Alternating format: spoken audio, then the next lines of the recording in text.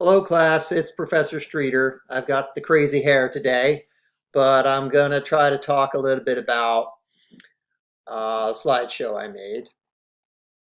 It looks at connections between Gilgamesh and Genesis, the two texts that we've been sitting with for the past few weeks. We are going to be moving on next week to look at the Greeks and Homer's Odyssey. We will return at the end of the semester to Genesis. And we can talk about Gilgamesh throughout the semester and connect Gilgamesh to the Greeks and to other things that we're reading. But this is the last week where we're gonna be focusing on the connection between Gilgamesh and Genesis. And I thought this also might be useful helping you think about the paper that you're writing. So let's turn to this slideshow, and I'll put my crazy hair in the corner. Here's our opening image, the familiar image of Gilgamesh, King Gilgamesh, with his lion. So week 4, Gilgamesh and Genesis. And we'll start with some questions that we've been sitting with for the past few weeks. Big questions that we can return to over the course of the semester. The first one especially, what do we seek in God? This came out of some of our conversations. And I want to try to connect that to the question of how does this relate to our humanity? The way in which we answer that first question tells us something about how we think about the human and what constitutes our humanity. How does the search for God relate to, in some sense, our search for our own humanity? And that relates to the topic of the course as a whole and the title of the course. Specifically, what did the Mesopotamians believe about human existence, right? So we're focusing now specifically on the Mesopotamian gods and their ideas about what it means to be a human and what's involved in living a human life and what makes life worth living, what makes us human, and how that connects up with attitudes toward the gods. So if we think about the gods as embodiments of ideals, which is one way of thinking about the gods in these stories, they embody our ideals as human beings. Well then, if that's the way, if that's how we think of it, what are the ideals of the Mesopotamians, right? If these are embodiments of their ideals, then what are their ideals? If we look at Ishtar and Enlil and Ea and Ninsun and Shamash and Aruru, if we think about how all these gods are represented, what does it tell us about the ideals of these people? What are they striving toward? You can think of humanity in terms of a seeking out or a striving toward some kind of ideal. Well, what is that ideal? We can call it perfection. Maybe.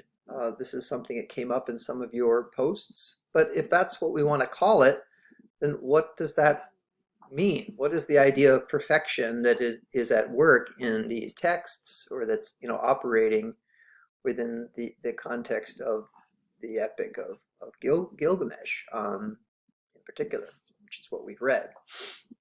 Okay, I'm showing you this statue that we looked at the very end of class, but here is a depiction of a man worshiping a god, worshiping Enlil. Goes back to around 2700 BC. This is a visual depiction of a human being aimed at God, right? Striving toward a life, a way of life, a way of living that is deeply connected to the practice of worship.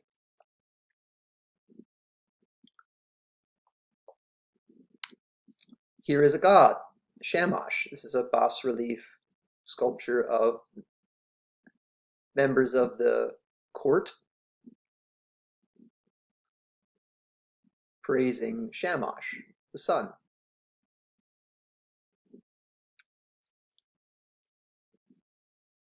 And there you see the sun kind of in the center, and the, the, the members of the court, or the king's court,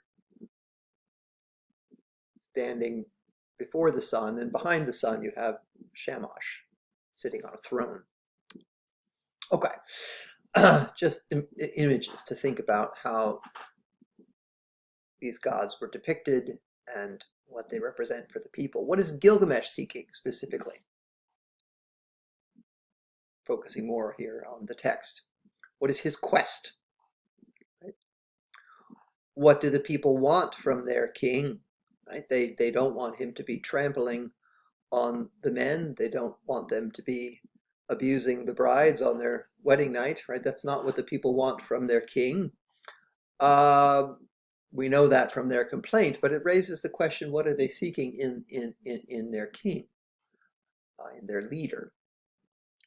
We can also ask this of the gods. What do they want from the people? And what do they want from their king? Right? Why is it important that there is a king? Right?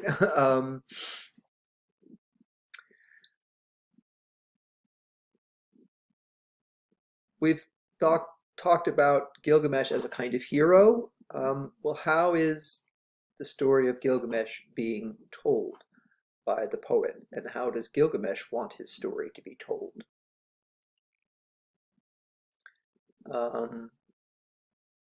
You know, if this connects to the earlier questions, right? Do the people want their king to be a kind of hero? If so, how is that story told? And how does the hero tell his story? How does the poet tell the story of the hero?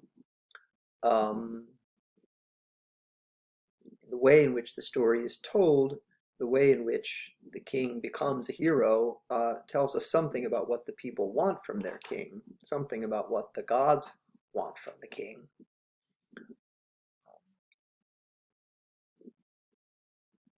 And why is it important that these stories be remembered? You know, the hero is one who has a story to tell, a story that is supposed to be remembered. Why does it need to be remembered? How is it supposed to be remembered? What is it that the hero or the poet wants to pass on to the next generation? These are questions to ask as you're reading Gilgamesh. And here are some specific passages that I thought would be useful to focus on as you begin writing your essay. From the second half of the story. We talked a little bit about passages in the first half of the story. But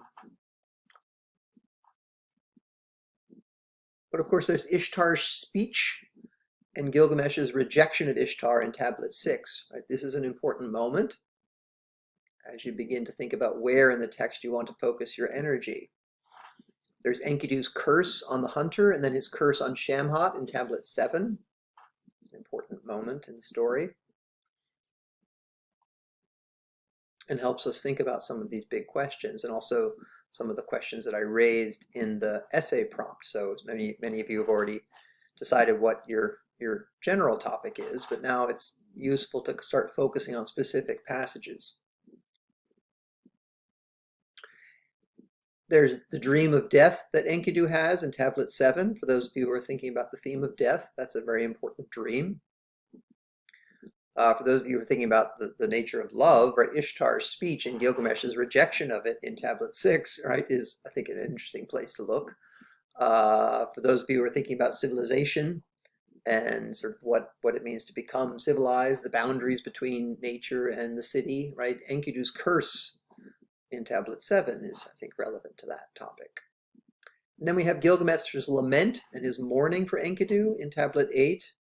Again, the theme of death and mortality, how we deal with death, the importance of mourning as a ritual.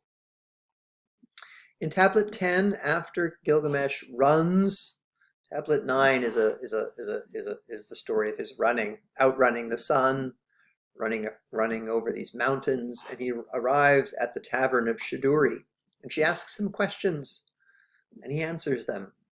And she sends him on his way to meet the boatman Urshanabi, who also questions him, and he answers Urshanabi. Those are important moments in the story where we see something about what Gilgamesh is seeking, or what he takes himself to be seeking, how he sees himself, how others see him.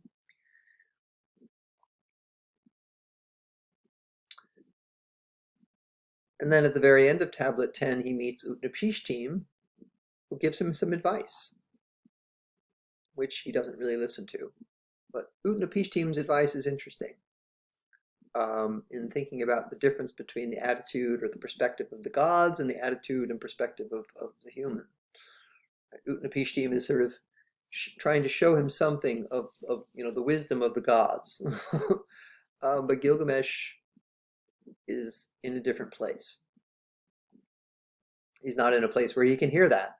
Utnapishtim tells him the story of the flood, and this gives him this sort of grand perspective that we see also in the primeval stories of the flood in Genesis with Noah.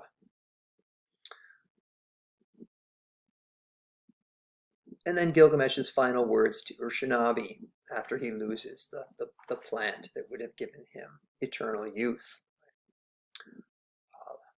That's a really important stage in the story. Okay. Let me pause, and we're gonna do it more than one part, obviously, to this video. So just some last images, though.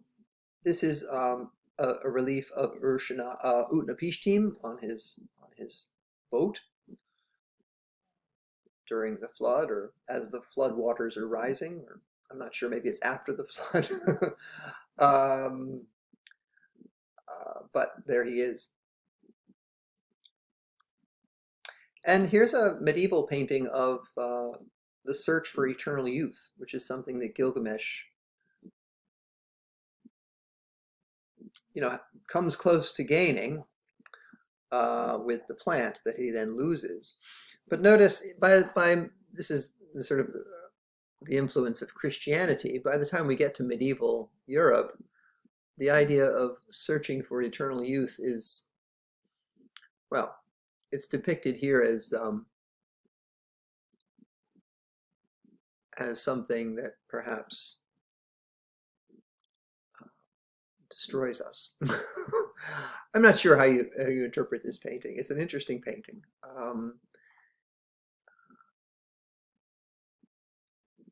But this is a kind of medieval European representation of the search for eternal youth, the fountain of youth. Later, right, many explorers came to America thinking that they would find the fountain of youth in the New World.